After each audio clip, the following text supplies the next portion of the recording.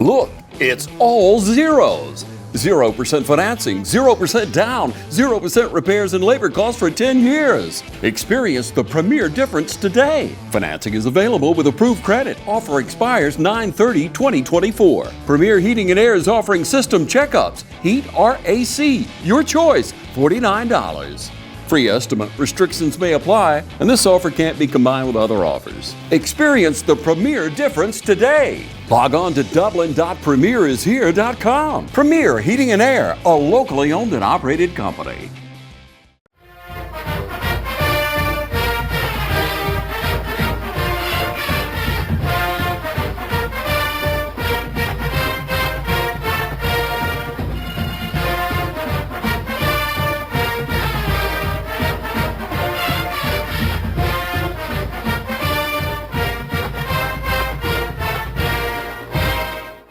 Welcome to the 2024-2025 West Lawrence High School Football Coaches Show. I'm Tyler Rogers, sitting here with the undefeated Coach Kent Burdett. How you feeling today, Coach?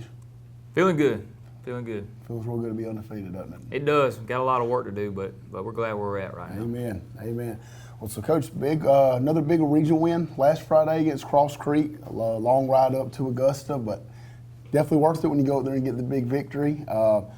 I know defense had a pretty solid day. Offense had some high moments, and special teams was the ones that really stood out. What are some things that you're just coming off the top of your head after reviewing some film that was really big to you?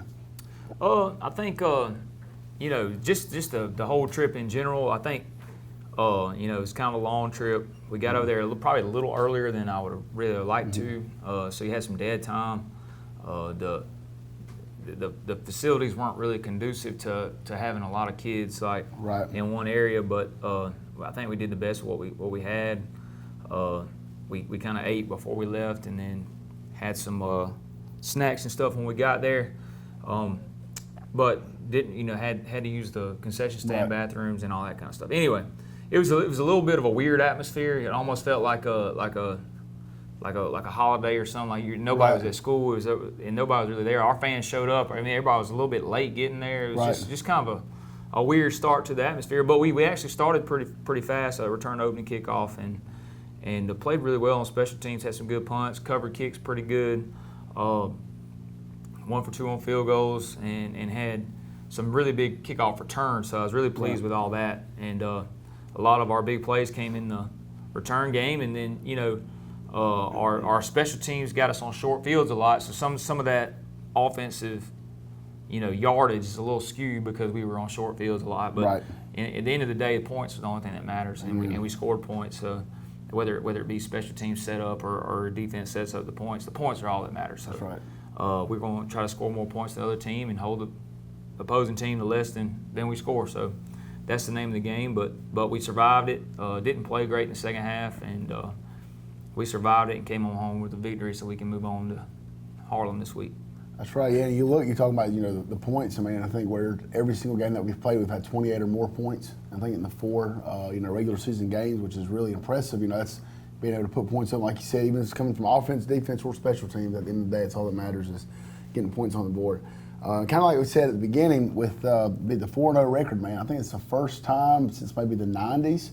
And like the 4th time in school history that we've been 4-0, man. So, I know you don't like to kind of sulk and stuff like that, but I mean, what's your takeaways and thoughts on that? Well, it's cool. It's a cool achievement. I really didn't even know anything about that until Lee Newsom told me after the game. Right. So, that's something. I mean, that's something the kids need to be proud of, and it's a point of, pride, I think, but not necessarily something that you're satisfied with. I think we're trying to win this week, and that needs to be the. And that was we didn't play well in the second half, and I told them this is something to be proud of. I talked to the team after I talked to Lee Newsom, so I told them it's something to be proud of, but we got a lot of work to do. We got a lot of cleaning up in the things we did in the second half against Cross Creek, and so. You be proud of what you've done, but y'all know and I know that we didn't play very well tonight, and that we're going to have to tighten some things up going forward if we want to do all of what it is that we want to do. So that was kind of the message to the team after the game. But we are proud to be where we are, 4-0, and sitting on top of the region, making history and all that kind of stuff. So that's pretty cool. That's right. Well, we'll start out kind of a little bit different today. Instead of going to offense, we'll start out with the defense. I know last week, I know we didn't really talk about it because you want to put your stuff out there, but we had some injuries. Had a lot of different guys that were playing some new positions. Jordan, just kind of starting out with Jordan Hall, man. I know there was a guy that's been a defensive lineman for us, throughout the summer, throughout fall camp, and then throughout the entire season to this point, and then kind of threw him in a role where he's playing Mike, and it sounds like he looking on the film and listening to the radio, saying he had like a really good game. Yeah, I think Jordan's a team guy. He'll play wherever we ask him to. Him moving from D-line to Mike, that was out of necessity. And we'll still work him there a lot, I think. Yeah. But to come in a position that you're really not familiar with, you don't have any kind of game experience with it or anything like that. But I think that stats over here we'll look at in a second. But like he had several tackles at the position and ran around pretty good. And you could tell it kind of picking up as the game went on. So really appreciative of him jumping in a role that he's really not comfortable with, maybe not even familiar with, and did a good job. Yeah, it seems like, defense as a whole, forced a lot of turnovers. Again, like you said, made a lot of short fields for the offense to be able to score on. And kind of on, speaking on, we were talking about the stats, why don't you kind of go over some highlights, some guys that stood out for us the other night? I would say that the person that stood out the most, I would say, would be Jay Splash. Two interceptions, and he's in the middle of our defense. He's our free safety, and he calls a lot of the coverages, and he's kind of our quarterback in the back end. So to see him, and he's a really, really good, a team guy. Like doesn't talk a whole lot unless he's spoken to. Right. We're trying to work on that actually, so get him to talk a little more. But doesn't talk a whole lot. So to see him be in the right places and we've done a lot of ball drills with him and stuff. We give him a hard time about not being able to catch, but he's actually got, he makes the plays when he needs to. So 2 interceptions, 1 for a big return, and then Javon Hill was kind of tasked with covering their best player. Right. And especially in the first half, I felt like we did a good job shutting their best player down, and that led to a lot of the stops we got on the in later downs, and he had a big pick on their best player. Bodied him up, kind of went up and caught the interception. So proud of him there. And then we had some hurries right there on the front. And Jalen Williams had a couple of big plays on the rushing the quarterback, and actually I think he forced a fumble on one of them. But Max Chafin for a freshman is mixing it up, and he's getting to the quarterback on passing downs and starting to learn the ways of the world on rundown. So pleased with what he's done. And those are guys that just off the top of my head without looking at stats or anything. Got a lot of work to do in some places, but pleased with the guys that kind of jumped in. We had Jaden Watkins move to a different position than he normally plays. Rentavious Charleston was a player that kind of played. We kind of built the game plan in to help what we had, and he did what we asked him to do pretty much. We kind of got what we expected out of him, and so pleased with the defense overall. I think we should have tackled a little better down the stretch, but we gave up too many big plays in the second half. We're not going to be able to do that, and I think the guys know that. But we didn't quite play up to our capability in the second half. But all in all, a good night. I think we ended up having, if you count the punt rush, that was actually a special teams play, but it was our defensive players. And then we had 3 interceptions and a fumble recovery. So so good night there. Well, I think a lot of that speaks to you guys as coaching being able to make adjustments. Going into build a game plan when you were out essentially 2 of your starting linebackers and things like that. And then I know they came out. I think the first touchdown they came out like that polecat, which I don't know if we've really seen that on film, but it seems like you guys made pretty quick adjustments to it. Well, we've done it against other teams, I guess. But there was just a different way for them to try to isolate their best player. We didn't. We tried to match numbers. We hadn't really gone over what to do if everybody runs vertical on that thing, like who's eligible and all that kind of stuff. But we lined up to it to try to defend, numbers. Probably should have hammered what their responsibilities are a little more. But live and you learn. But and the good thing is, like I said, you guys, you've seen it. At least you know what it looks like now for future, future references. Moving to the offensive side again, so you had a lot of short fields, but able to put up a lot of points. Just kind of talk to the offensive production that we put out last Friday. I thought Case and Pollock did a good job managing the game. We did turn the ball over a couple times, and that's been a point of pride to this point, is we hadn't turned it over, right. and then we go over here and turn it over twice. Mm-hmm. One time was kind of like a 50-50 ball, maybe a little overthrown, but I think that's going to happen if you're throwing it up a little bit sometimes. Right. And then the other one, we got stripped right there in I think that was the third quarter. That can't happen. You know what I mean? That turnover led to points, and that's going to happen if you turn the ball over. And that's one of the reasons we've been able to kind of keep opposing offenses, from scoring, is we hadn't turned it over. But can't turn it over. But a high point is, you had Case, and I'll look at the stats in a minute, but he had probably his best night of the year throwing the ball. Mm-hmm. Tyler Williams had some good catches. Javon had a touchdown catch.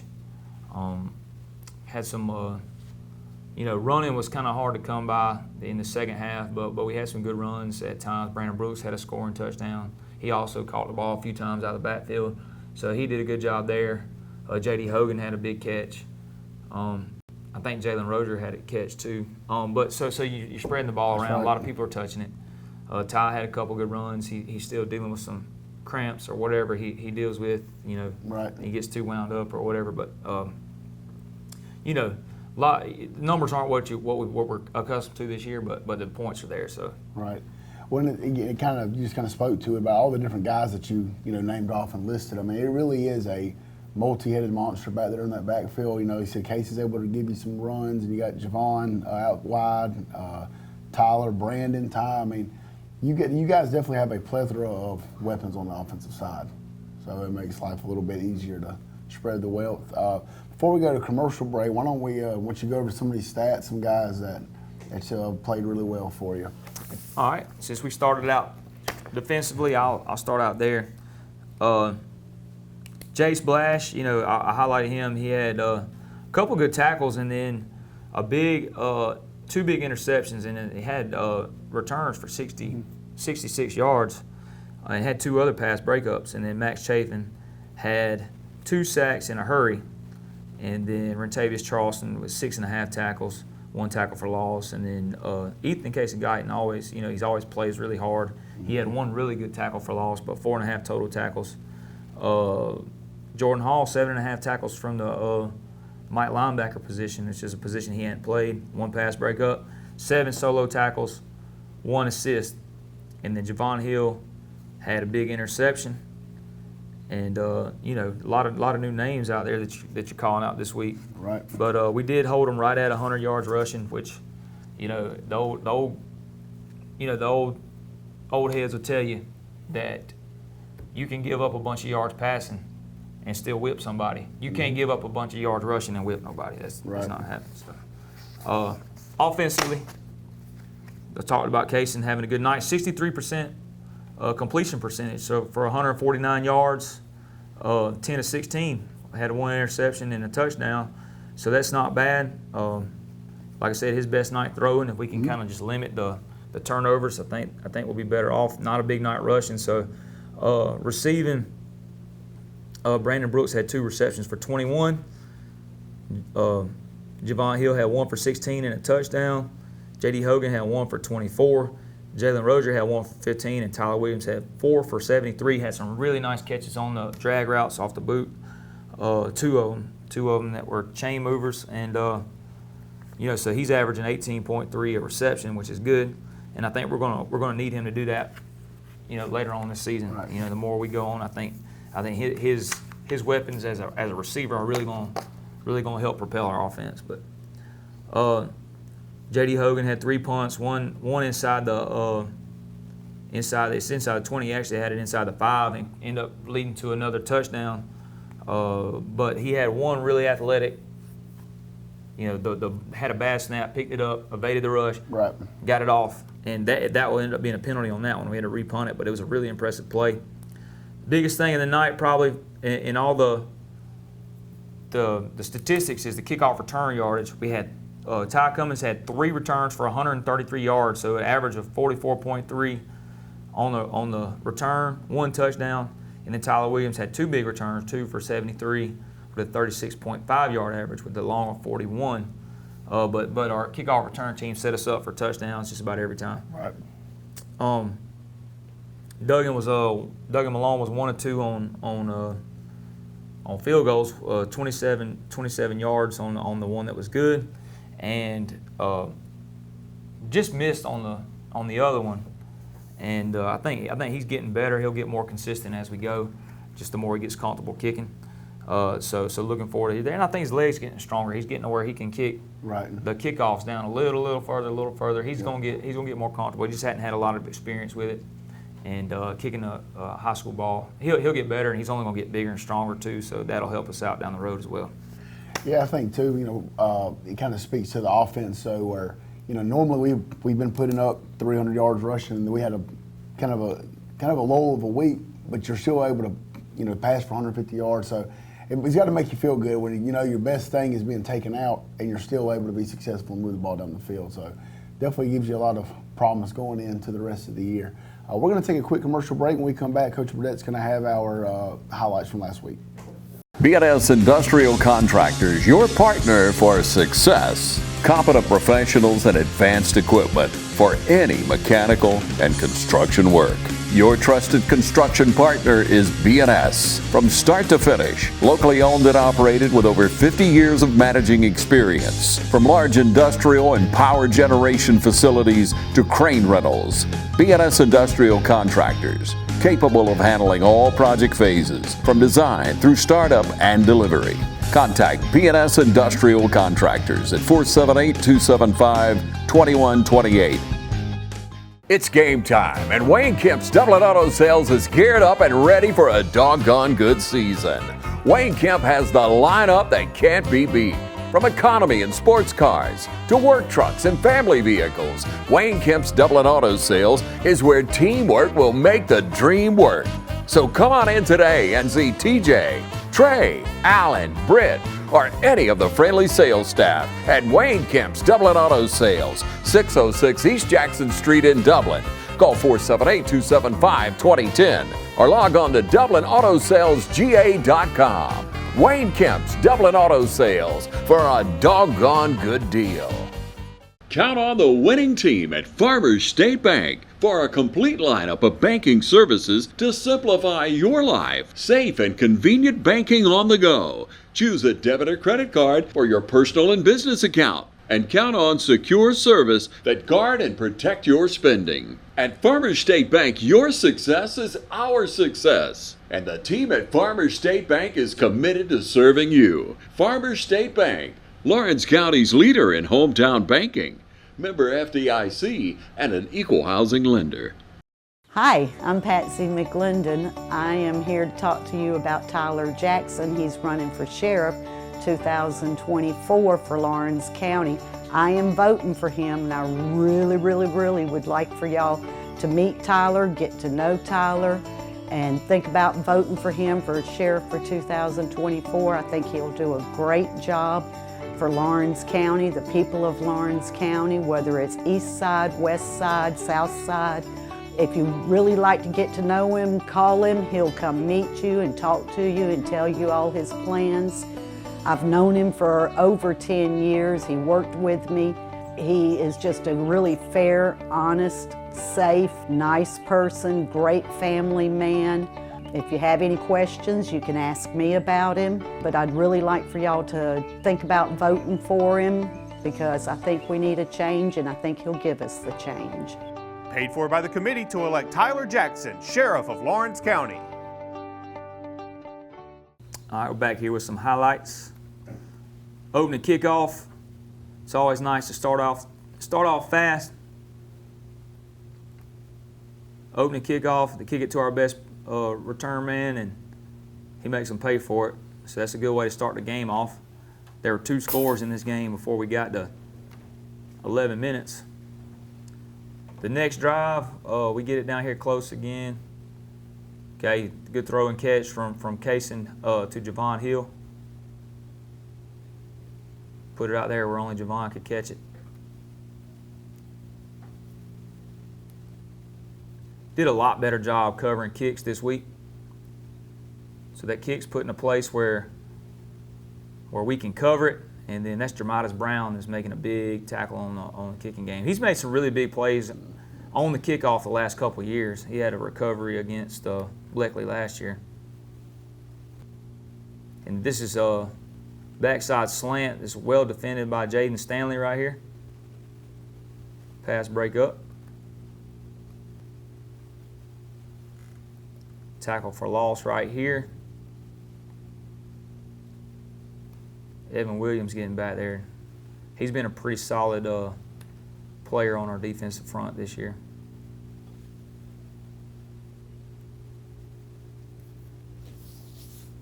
This is another 50-50 ball. Jaden Stanley in great position right here, and he's only gotten better this year as a corner. Really, really good job putting his body in position to defend the go ball. Next possession, and there's Brandon Brooks. He's bouncing a counter. Probably could have got up in there, but he's being an athlete and just making things happen. And then outruns the one defender that it's not blocked right there.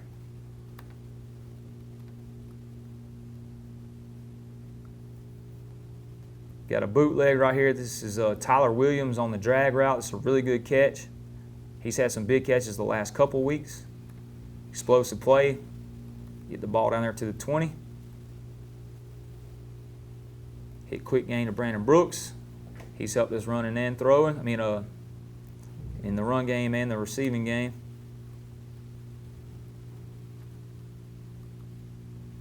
Sets up a field goal right here for Duggan Malone, 27-yarder. Plenty of leg. He hammers that thing through. If we get a little more consistency, we'll feel good about our PATs and field goals.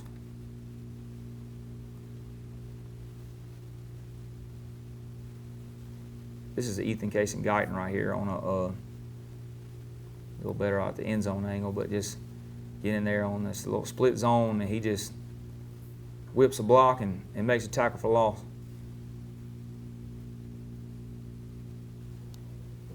This is the first interception by Jace Blash, just being where he's supposed to be. Ball's tipped, and he makes a play on it. It's a big return on it as well. We get some penalty yardage tacked onto it.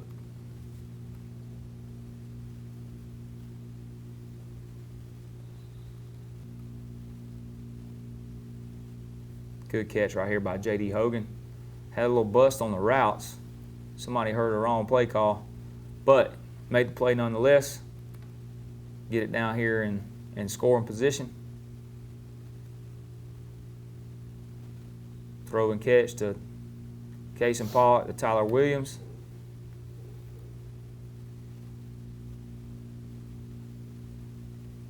And then they ended up getting a penalty. We have, I think it was fourth and 8, and we had the field goal team out there. We ended up taking the penalty and taking the PAT team off the field, or the field goal team off the field, and sending our offense back on short yardage, and then tie scores and make them pay for it. So we ended up getting 7 right there as opposed to 3.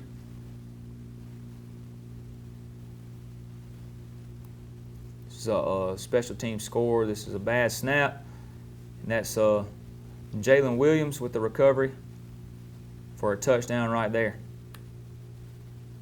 It's a senior that's played a lot of snaps for us the last couple years, and he's athletic, and where he helps us the most is rushing the passer and rushing kickers on in special team. And this is Jalen again, just rushing from the outside right here. He was also part of our, he had to play some linebacker and stuff this week just because we were so short on linebackers. But he did a good job with this right here, rushing the passer, and never even saw him coming. Most offensive linemen have a hard time with him because he's so long and athletic and fast. Another drag route to Tyler Williams right there for the first down. Really good throw and catch.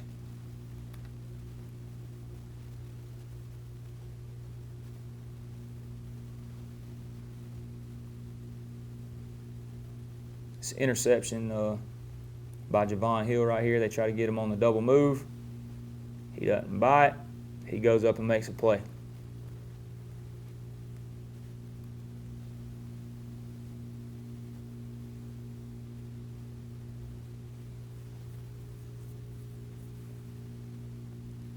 job Kaysen extending the play, and we ended up getting a roughing the passer for it as well.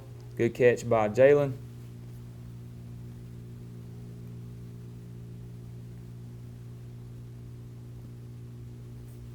Good throw and catch, Kaysen to Brandon Brooks.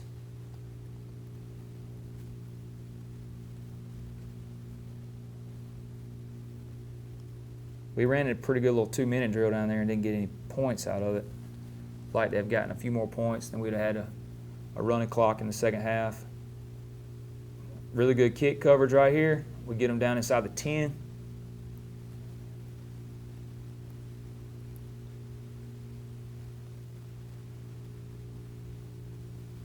And this is a lateral, and Jontavius Kellum has the sense enough to know what's going on and jumps on it, and we get the ball back on the plus 36.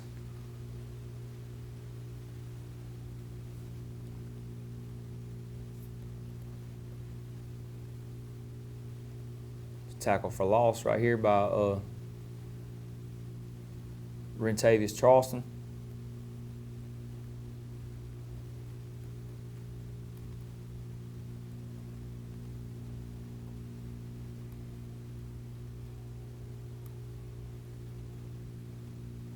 Good kick return here by Tyler Williams. He kind of gets bumped and turned around and stops, and then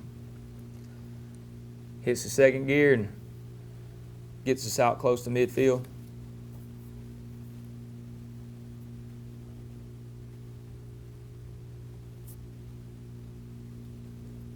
We pinned him right here down inside the 10-yard line. He didn't field it up. We get him right there on the 1.5, 2-yard line, and it ends up leading to points for us pretty quick right here. Ty Cummins scoring from 1 yard out.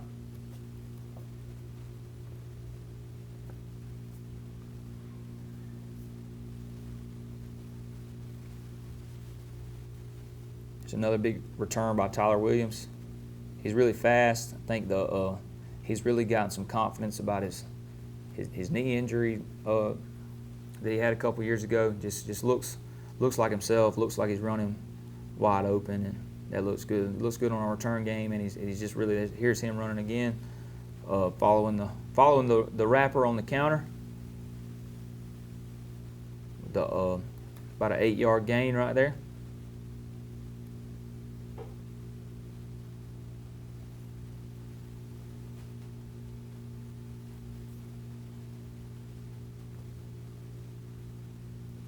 Hurry the quarterback right here.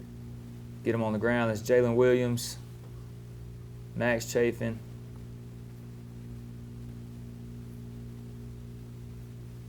That's Rentavious right here too.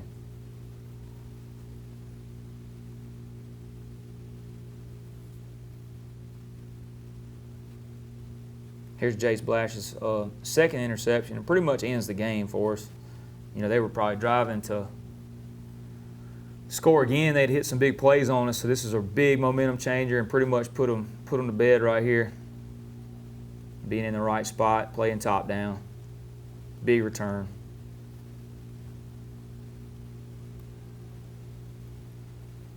Then, of course, we got to put the best play in football on the highlight. Wound us up.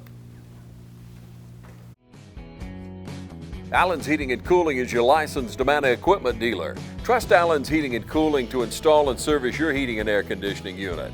Allen services all brands, and with the purchase of a new unit, Amana offers a lifetime compressor warranty.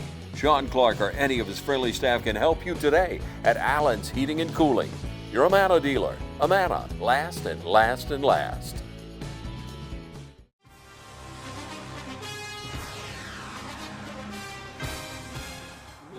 Natural gas all over town. Get yourself a natural gas tankless water heater and save space.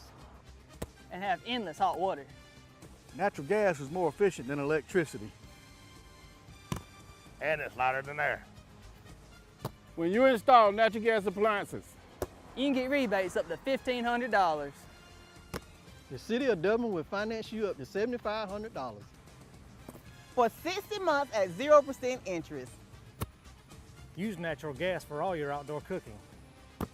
It's a luxury. We're on call 24/7. You'll call us and we'll be there. Whether you're building a home or starting a business, City of Dublin Natural Gas has you covered. We serve commercial and residential gas all across town. Yeah. Finish the drill with natural gas. Call your gas guys. At 478-277-5048.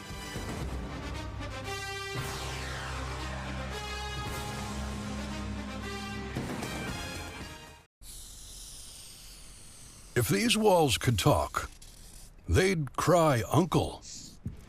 They didn't plan to become offices or yoga studios, but they've stood by us, even when we got a little stir-crazy.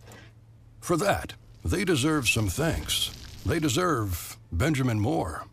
Quality products and installation since 1985. That's 4 seasons.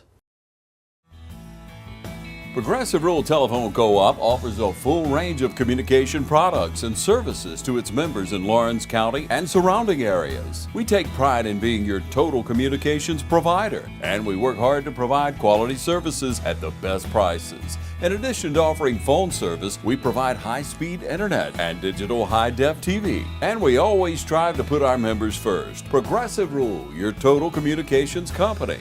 Small enough to know you, large enough to serve you. ProgressiveTel.com.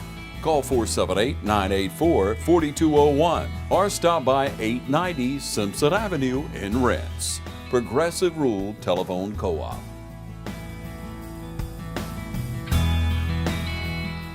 Hey, I'm Perry at Williamson's Bakery. For 60 years, my family's bakery has supported area athletic programs. And I would like to personally thank you for supporting us. And I'd also like to say, go Irish, go Falcons, go Raiders, and go Crusaders. Come in today for all your bread needs, your pies, your donuts, and all your birthday cakes. If you'd like to do a special order, give us a call at 272-3344. Check us out on Facebook as well. So if you need a special order for a tailgate, give us a call the day before. We'd love to take care of you. So call or come by today. We're located at 1634 Veterans Boulevard, or you can call us at 478-272-3344, or you can catch us on Facebook. Williamson's Bakery, waking and baking since 1965. All right, we're back here with Coach Burdett, going ahead and putting the bow on Cross Creek. Big win last week. Now we're moving on to potentially one of the top teams in the region sitting up there with us right now with Harlem. I know they came off last week and beat Baldwin, which was a big win for them. Before we even kind of dive into Harlem as a team, this week is the week that football coaches dread the most with homecoming. I know it's great for the community, great for the kids, but as a coach, we do not like homecoming a whole lot because there's just so many distractions that come with it. What is the message that you're sending and your coaching staff is sending to the kids, to make sure that they're keeping their mind focused on the task at hand? Well, I'm gonna be honest about something first. Like, number one, you do not choose to play. Number one, I don't get to pick who we play for homecoming, but you really don't want to play what may end up being the region championship game for homecoming. It's not ideal for sure. Right. But I don't try to worry about things that are outside of my control. However, West Lawrence has some things specific, rituals, rites, traditions, whatever you want to call them, that are kind of specific to West Lawrence that I don't think they're a little overboard. Some of the things that go on outside of school, in the community and stuff like that for homecoming. So our biggest thing, not even to mention the things that kind of just throw you off a schedule a little bit. Right. I'm a big routine guy, so I like to stay on routine. I like to do this on Monday, that on Tuesday, that on Wednesday, that on Thursday, and then you feel good about what you put together Friday night. So we get off just get off a routine, off a schedule a little bit. I don't really enjoy that, but we'll make up for it some way. But the biggest message to the team is our job for homecoming is to prepare and win the football game.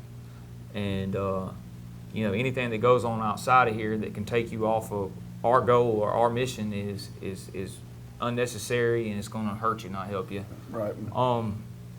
So the message is that we've worked really hard the last couple of years and this off season and the previous 2 off seasons to get to this point. So to me, it's an awesome opportunity to play a big football game. Like this is what we've been trying to get to. We've been trying to get to a point where we play games that mean something, and this game has a lot riding on it. I think it's a really big night for us. I think we're going to have to play well and prepare really well, and don't do anything to waste that opportunity. We got such a unique and important opportunity to play for a big game, and we don't need to do anything to derail the chances of us playing well or winning the game. So that's my message to the team. And they know that they're going to be held accountable for anything that we find out that happens outside of here. So right. Yeah, like I said, it's homecoming is, it's fun and all that, but it is, like I said, as a coach, it is not fun to have to deal with because, like I said, it gives just so many distractions and takes you away from the things that really matter most, which is Friday night. Looking as Harlem, this has the potential to be a quick game. And what I mean by that is both teams run the ball, very, very well. Obviously we saw last week that we were able to kind of spread the field a little bit, but Harlem is a very run-heavy team. And so kind of what is the game plan going in defensively to stop that, and what are some key guys that you see that we need to make sure that we eliminate?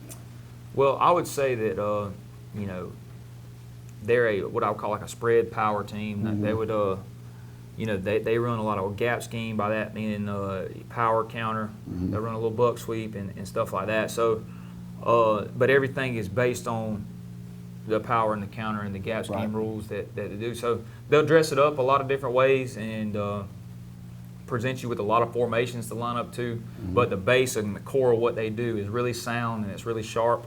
So offensively, they're gonna make you defend the gap scheme. They're gonna make you do it over and over again, and they're gonna keep running their plays, and they're gonna block their rules and hope that you don't defend it right. I think, but that's part of playing a disciplined, solid football team. Is you got to do things right for 4 quarters, or they're gonna make you pay for it.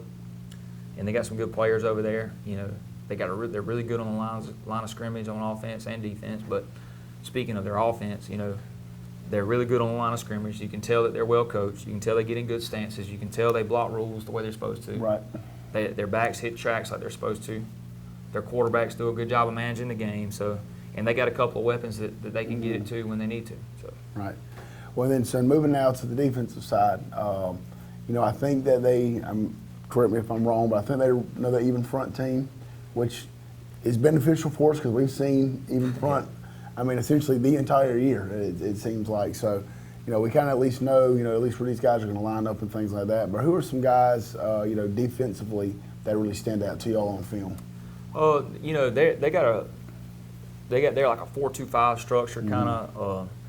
So just starting in the middle and working out. They got 2 good linebackers in 34 and 1, and then number 40 and number 6 at the ends are pretty good football players, and then 55, who is an offensive and defensive lineman. He's a really good interior guy. Mm-hmm. So he's kind of a throwback player. You don't see guys do that much anymore, especially in like above single A that just can withstand that for the whole game. But he is a good football player, both lines of scrimmage.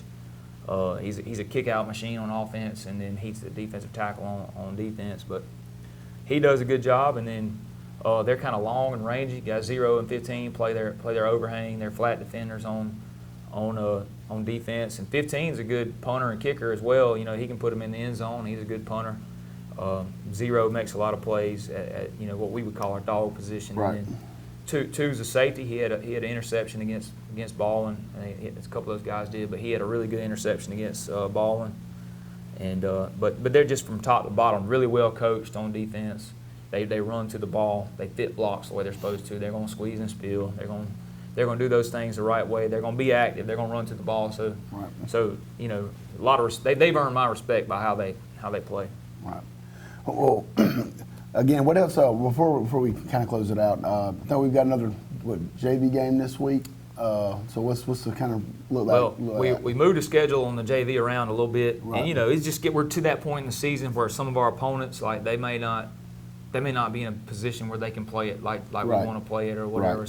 So we moved our. We were supposed to play Dodge County on October 10th, and we moved that game up to this Thursday, and they're going to switch their game with Bleckley County. So we got that finagled, and then hopefully we'll have some more just ninth grade only opportunities. But the same thing is we're playing some of these single A teams who may have gotten somebody dinged up or something, and they don't have a Right. in single A when your starter goes down, your backup's usually a freshman, and if you get too many of those, like they don't have That's right. enough to field a JV. But we'll play Dodge County this week in JV here, 5 o'clock Thursday, as soon as we can get it rolling, and hopefully it'll be a nice day for some football and get our young kids some action. Well, you heard it right there, folks. Said Thursday, 5 o'clock, Dodge County's coming into town. Always good when the Raiders and Indians get after it. And then Friday night, like I said, probably biggest game going on in the county. Honestly, probably one of the biggest games going on in the area. Two undefeated teams coming to the playing at the Shoe Friday night as the Harlem Bulldogs come here Friday. Kickoffs at 7:30 at the Shoe. Looking forward to seeing what our Raiders are going to do. And that's going to be it for us. Go Raiders.